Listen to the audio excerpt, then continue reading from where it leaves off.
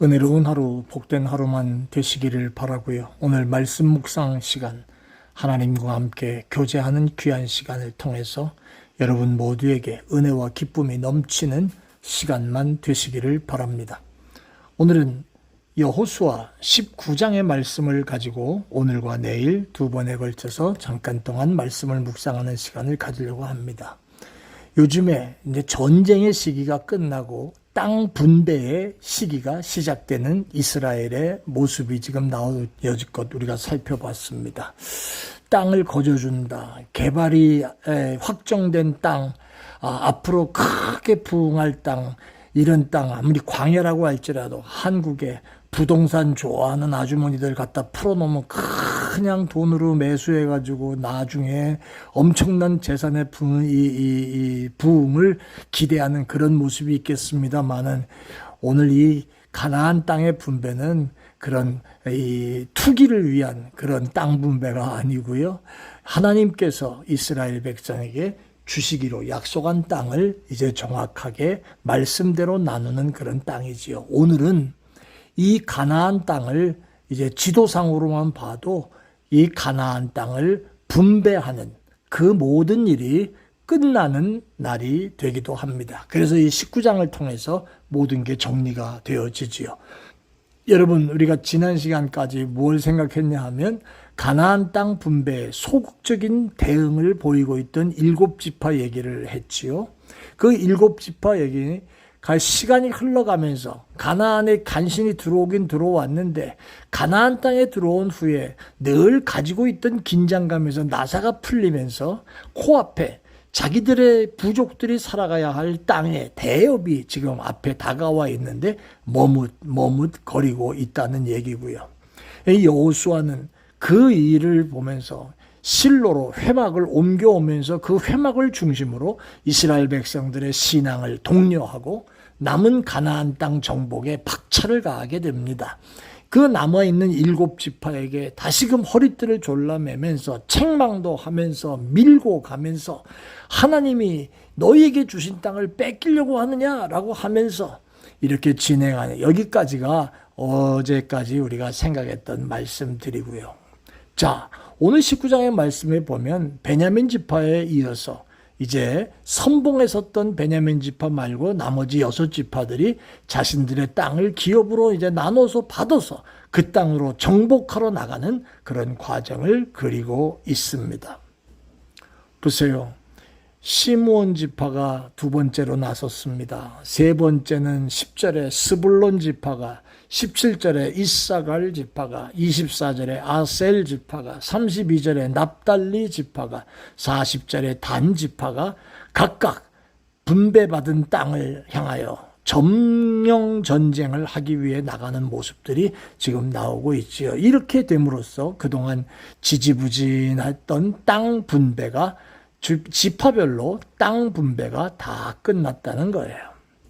자, 그러나 오늘 저는 이 땅 분배가 끝났습니다 라고 하는 것을 여러분에게 말씀드리는 것보다 49절과 50절에 참으로 의미 있는 말씀 한 구절이 있어서 여러분들에게 소개하고 같이 묵상해 보려고 합니다.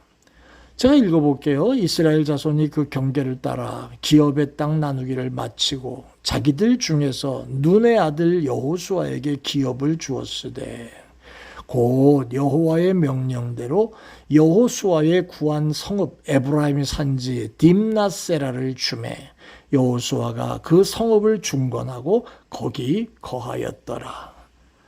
자, 오늘 49절과 50절 이 19장의 저 뒷부분에 있는 말씀을 보면 제일 마지막으로 땅을 분배받고 성읍을 할당받은 사람이 누굽니까?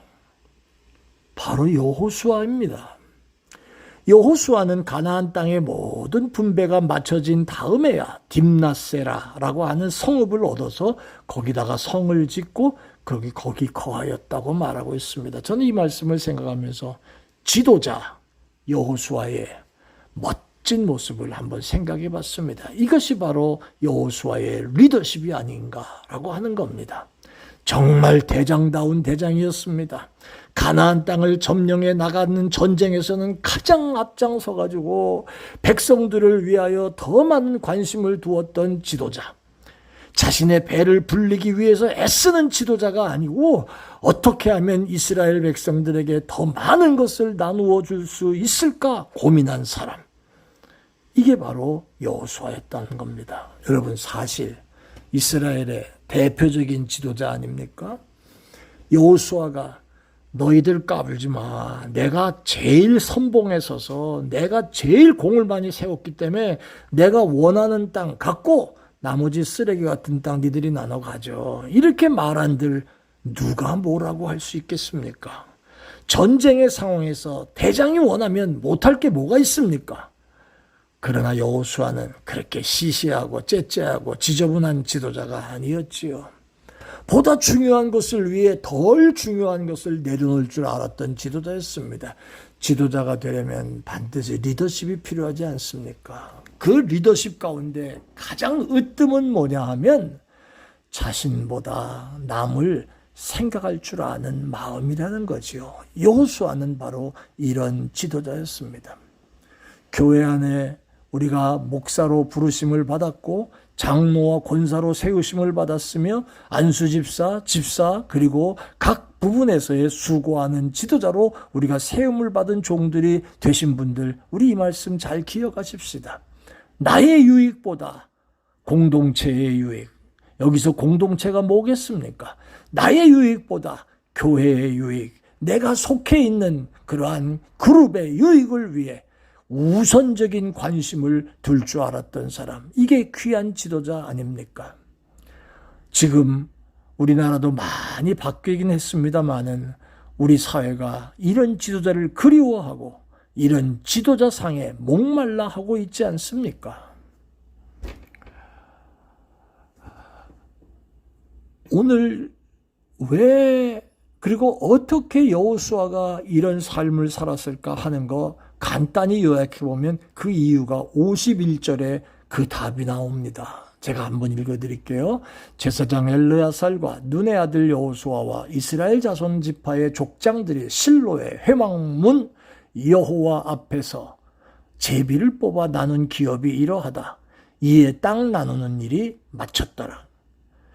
여기서 이 한 문장 속에서 여호수아가 지도자다운 삶을 바르게 살 수 있었던 궁극적인 이유 한 가지가 나옵니다. 그게 뭡니까? 바로 이 단어입니다. 여호와 앞에서라고 하는 단어. 이러한 것을 삶의 원리로 삼고 살던 사람이 여호수아였다는 겁니다. 언제 어디서 무엇을 하든지 그 일이 여호와 하나님 앞에서 되어지는 일이라는 걸 깨달았던 사람. 그리고 여호수아의 관심은 자신을 지켜보고 계시는 하나님 앞에서 어떻게 하면 더 올곧은 믿음의 삶과 나의 삶을 살아갈 수 있을까 하는 데 있는 것. 이것이 바로 지도자 여호수아를 만들어준 삶의 원동력이라는 것을 보게 됩니다. 여호와 앞에서라고 하는 말을 요셉의 시기로 거들러 올라오면 여러분, 하나님이 보고 계신데 내가 어떻게 죄를 지으리요? 코람 데오라고 하는 말을 여러분 기억하실 줄 압니다. 하나님 앞에서 사는 인생, 하나님 앞에서 사는 믿음의 사람, 하나님 앞에서 살아가는 하나님의 종들. 사랑하는 여러분, 여러분과 저의 모습은 어떻습니까? 우리가 주일날이나 혹 예배드리는 날 그 한 시간만 내가 하나님 앞에서 살고 있구나라고 느끼고 나머지는 여러분 맘대로 내 맘대로 엿장수 맘대로 제멋대로 그렇게 살고 있는 그런 삶을 살고 있지 않습니까? 하나님 앞에서 내가 말 조심하고 입 조심하다가 교회당만 떠나오면 그 입이 세상 사람보다 더 거칠고 못난 입으로 바뀌는 그런 엉터리 같은 삶 같은 거, 행동 같은 거, 그런 거 여러분, 저와 여러분 속에는 없겠습니까? 오늘 하나님 앞에서 살아가는 사람 여호수아, 여호와 앞에서라고 하는 이 단어가 여러분과 저의 삶 속에도 분명히 나타날 수 있게 되기를 바랍니다. 은혜로우신 아버지 하나님 감사합니다. 주님 앞에서 살아갔던 여호수아의 모습을 보면서 우리의 모습을 배웁니다. 오늘도 이 말씀을 통해 오늘 한 날도 내가 여호와 앞에서 삶의 원리를 세우고 승리하는 종들 되게 하여 주옵소서. 예수님 이름으로 기도합니다. 아멘.